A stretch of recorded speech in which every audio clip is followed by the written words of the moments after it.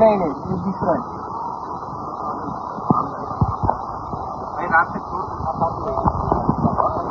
जी जी जी। ये बड़ी बतख और खरगोश ये सारी चीजें जिंदा। ये मरा हुआ नहीं खाते, कुदरत है। मैंने बहुत ट्राई किया, मरा हुआ नहीं खाते, जिंदा ही खाते। लपेटता पूरा बस।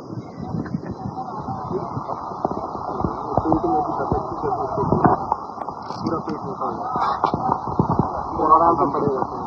एक हफ्ता लगता है हजम होने में। पूरा साबुत नहीं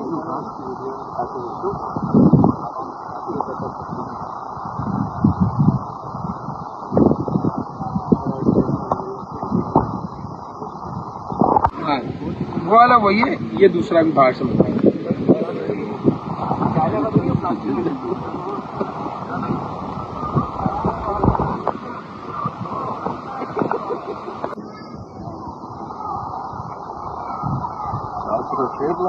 शेर और 20 फीट का काम भी है। 20 फीट नहीं नहीं